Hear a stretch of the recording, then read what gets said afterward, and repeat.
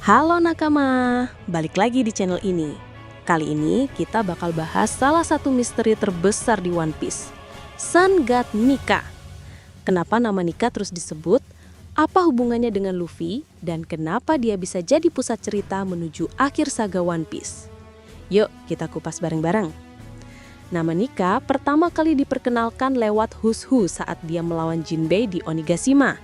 Dia bilang kalau Nika adalah dewa pembebas. Sosok yang dipercaya bisa membawa tawa, kebebasan, dan harapan bagi para budak di dunia. Waktu itu, namanya masih terdengar kayak legenda atau dongeng. Tapi Oda ternyata nyimpen peran besar dari mitos ini. Setelah arc Wano, akhirnya terungkap bahwa Gomu Gomu no Mi yang dimakan Luffy ternyata bukan buah biasa. Itu adalah Hito Hito no Mi model Nika. Zoan mitologi yang mewujudkan Sun God Nika sendiri.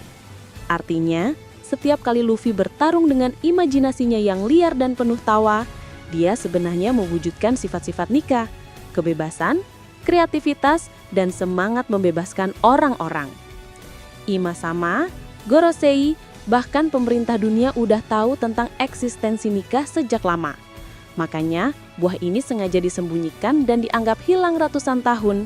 Karena kalau ada orang yang mewarisi kekuatan Nika, dunia bisa diguncang habis-habisan. Dan itulah yang sekarang terjadi lewat Luffy. Dia bukan sekedar bajak laut, tapi simbol harapan bagi semua yang tertindas. Nika bukan sekedar dewa perang, tapi simbol kebebasan sejati. Itu yang bikin konsep Nika beda dari karakter shonen lain. Luffy berjuang bukan buat balas dendam, bukan buat jadi yang terkuat, tapi buat hidup bebas dan membebaskan orang lain.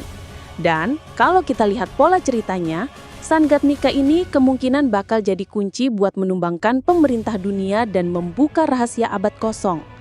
Sekarang pertanyaannya, apakah dunia One Piece memang butuh sosok Nika untuk benar-benar bebas?